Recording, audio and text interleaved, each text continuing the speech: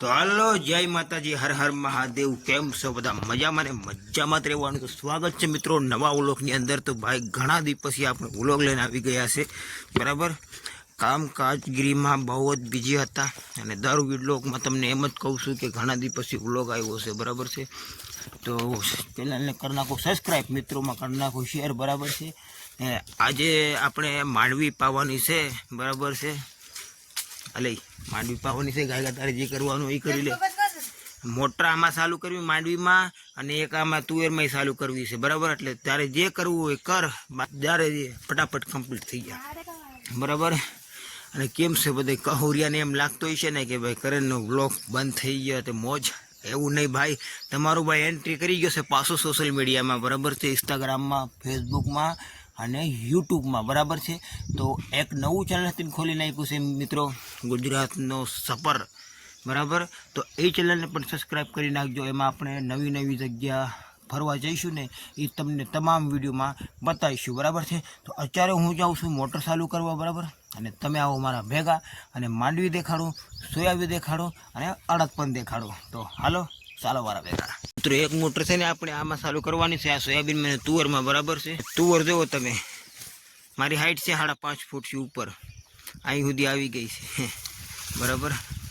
મસ્ત મજાનો નજારો છે ભાઈ, કાંઈ ઘટે જ નહીં મિત્રો. 12 વાગી ગયા છે, 12:30 જેવું થઈ ગયું છે, બરાબર છે.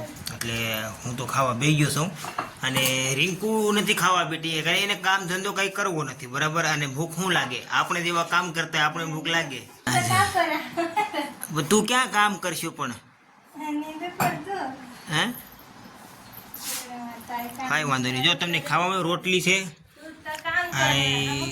તુરિયા અને ચોળીનું શાક, ભૂંગળા, સેવ અને ચણાની દાળ, મેં પાછી આપણી ફેવરેટ ચા. તો જો મિત્રો, ગિરનાર 4 હજી પાકની 1.5 મહિનાની વાર છે, તો જો ફાળ જુઓ તમે, કાંઈ ઘટે નહીં એવો. આ છોડવા છે ને મારે ઉપાડવા પડે છે, જે પાણી હાલે છે ને મારે, એટલે અહીંયા છે ને ઉપાડવા પડે. સૌથી પહેલાં તો તમને આ જુઓ, અમારી ગિરનાર 4 એટલે કે માંડવી આ રીતે અમારે ખેતરોમાં છે, બરાબર છે.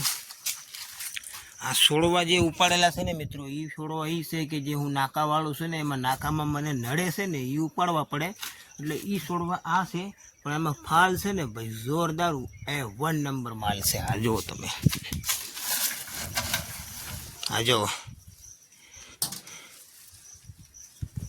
તો મિત્રો સાંજના વાગી ગયા છે મિત્રો, 6:30થી ઉપર થઈ ગયા છે, બરાબર. લગભગ 6:30 જેવું થઈ ગયું છે, બરાબર છે. હાલ જ જોઈ શકો છો તમે, પાણી વાળીને આજે ભૂકા કાઢી નાખ્યા ભાઈ. વરસાદ ઘડીક એવો બધે કાળો મંડાણો થયો ને, અત્યારે બધું અહીં નીચે બધું પીળું છે અને માથે બધું કાળું છે. અને ઉકાઈ ગયું, આમાં કાંઈ નહોતું કારીકો. આ પાણી બધું ઉકાઈ ગયું હતું ને, આ પાણી બધું ઉકાઈ ગયું હતું. 2 વાગે